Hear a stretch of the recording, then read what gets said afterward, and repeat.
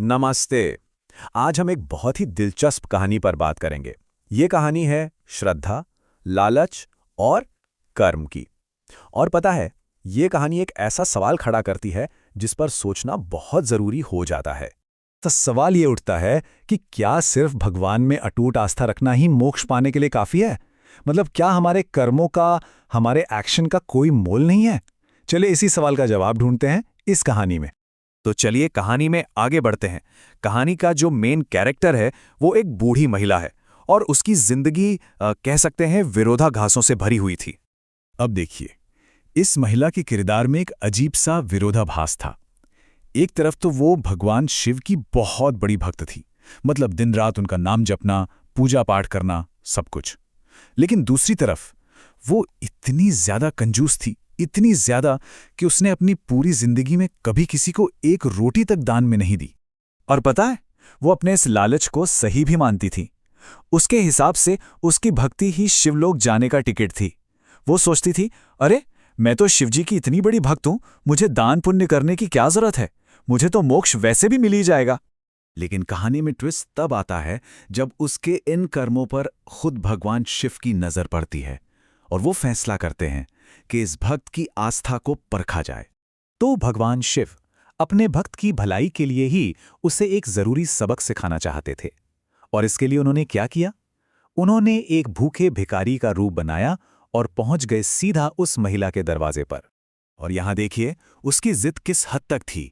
एक बार नहीं, दो बार नहीं, पूरे 4 बार, 4 अलग अलग मौकों पर शिवजी भिखारी के रूप में खाना मांगने गए, पर हर बार उसे कोई ना कोई बहाना बनाकर भगा दिया गया।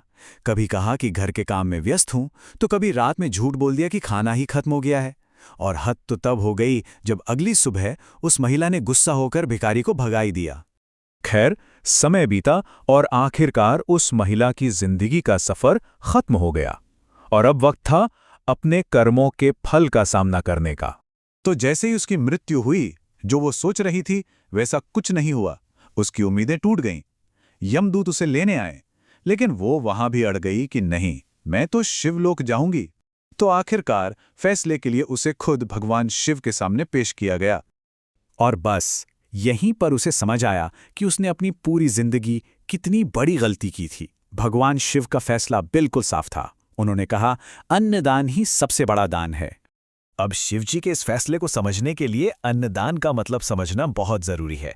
देखिए, अन्नदान यानी भोजन का दान। इसे हिंदू धर्म में सबसे बड़ा, सबसे पुण्य का काम माना जाता है। एक तरह से ये हमारा एक मौलिक कर्तव्य भी है। अब जब महिला को अपनी गलती का एहसास हुआ, तो वो पछतावे में डूब गई। वो माफी मांगने लगी, गिड़गिड़ाने लगी, और शायद उसकी बरसों की भक्ति के कारण ही उसे एक और मौका दिया गया, एक बहुत ही दुर्लभ मौका। उसे अपनी गलती सुधारने का एक आखिरी चांस मिला।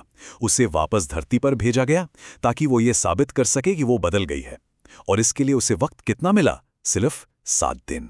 तो चलिए अब देखते हैं कि इन 7 दिनों में क्या होता है। वो महिला एक बिल्कुल नए नजरिए के साथ, एक बदली हुई सोच के साथ वापस अपने शरीर में लौटती है। और उसकी ये वापसी उसके अंदर एक जबरदस्त बदलाव लेकर आती है। सोचिए, जो औरत कभी एक रोटी तक देने से मना कर देती थी, अब वो एक उदार दानी बन जाती है। बिल्कुल 180 डिग्री का बदलाव। और ये बदलाव सिर्फ सोच में नहीं था, उसके कामों में भी दिखा। उस आखिरी 1 हफ्ते में उसने क्या क्या किया।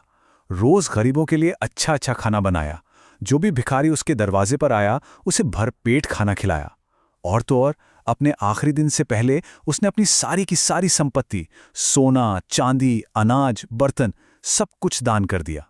तो सवाल यह है कि जब उसके ये 7 दिन पूरे हुए, तो आखिर में हुआ क्या? क्या उसके कर्मों का कोई फल मिला? उस 1 हफ्ते के निस्वार्थ दान के बाद महिला की फिर से मृत्यु हुई। और इस बार उसकी जिंदगी भर की इच्छा पूरी हुई। उसे शिवलोक में प्रवेश मिल गया। तो इस पूरी कहानी का जो सार है, जो निचोड़ है, वो यही है।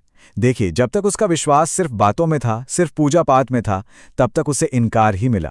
लेकिन जैसे ही उसने अपने विश्वास को अच्छे कर्मों से जोड़ा, उसे भगवान की कृपा भी मिली और मोक्ष भी। मतलब साफ है, उसकी भक्ति तभी पूरी हुई जब उसने उसे अपने कामों से साबित किया। तो ये कहानी हमें एक बहुत गहरे सवाल के साथ छोड़ जाती है। वो सवाल ये है कि आखिर विश्वास खत्म कहाँ होता है और कर्म शुरू कहाँ से होता है? ये एक ऐसा सवाल है जिस पर हम सबको सोचने की जरूरत है।